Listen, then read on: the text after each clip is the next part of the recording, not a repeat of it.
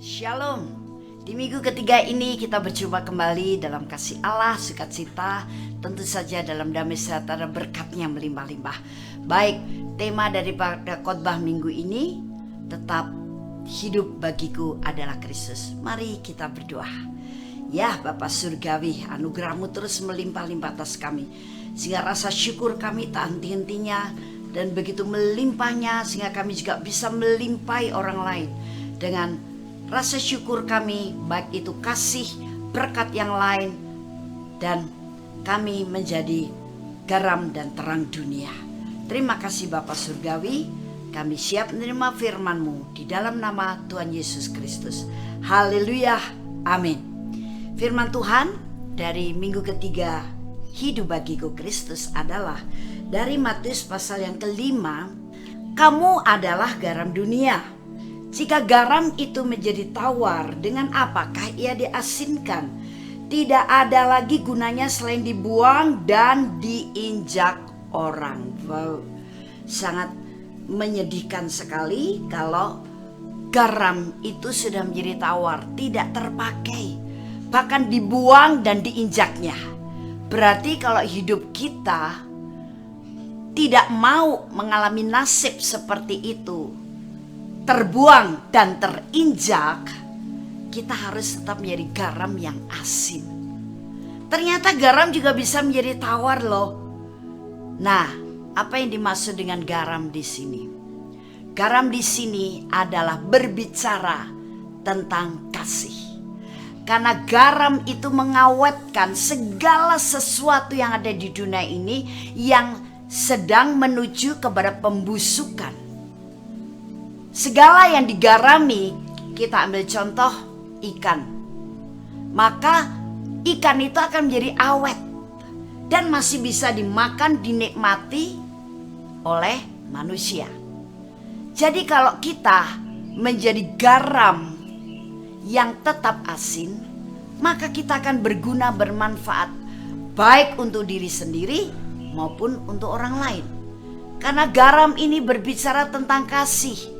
Bayangkan kalau kita hidup di dalam hati yang hambar, hati yang sudah merasa kehilangan kasih, hati yang kosong, hati yang pahit. Hati pahit itu karena minus dalam hal kasih. Wow, sangat menyengsarakan. Untuk diri sendiri saja kalau garam itu menjadi tawar, kasih itu menjadi hambar, bahkan kasih itu menjadi padam, hidup kita juga hambar, hidup kita juga sangat sengsara. Begitu juga kalau kasih kita kepada orang lain sudah hambar, sudah tawar. Rasanya hubungan kita dengan orang lain itu menjadi dingin. Kita juga tidak merasa nyaman. Orang lain juga berdekatan dengan kita, berjumpa dengan kita juga tidak akan merasa nyaman. Dan kita rasanya menjadi aneh. Nah itu sebabnya kasih dalam kita jangan sampai hambar. Kasih dalam kita jangan sampai tawar. Apapun masalah atau kondisi yang sedang terjadi dalam hidup kita, jangan sampai membuat kasih kita padam, kasih kita hambar, kasih kita tawar. Karena kalau kita menjadi orang Kristen yang tanpa kasih, hidup kita seperti terbuang dan terinjak orang.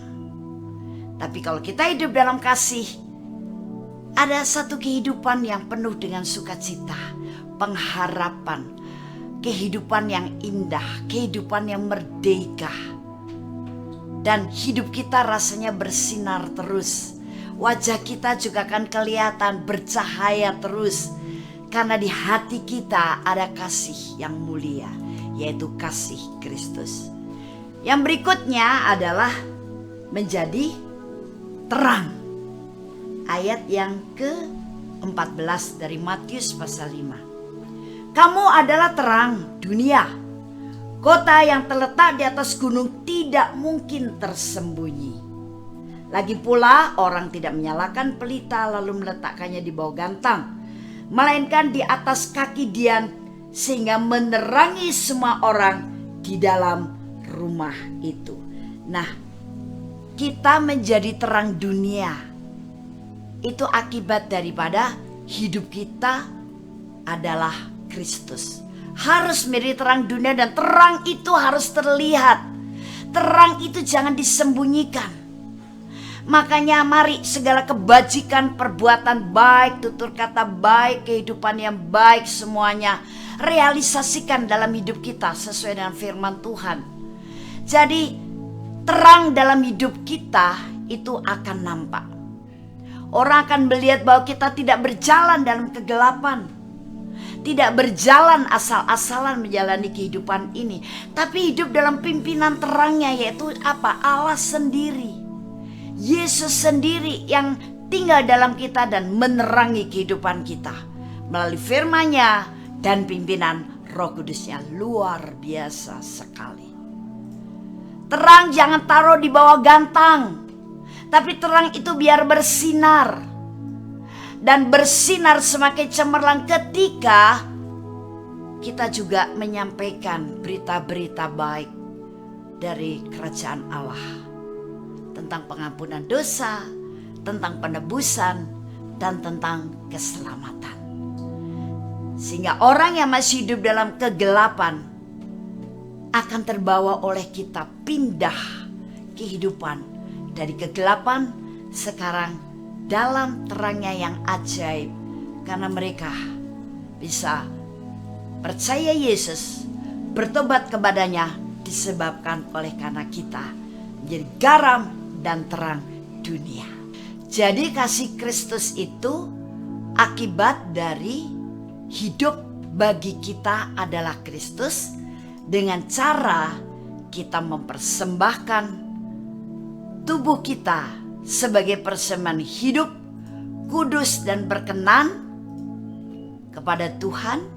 Dan berikutnya, hidup yang dipersembahkan dan diubahkan di dalam Yesus. Tuhan Yesus memberkati. Sampai berjumpa minggu depan. Haleluya. Amin.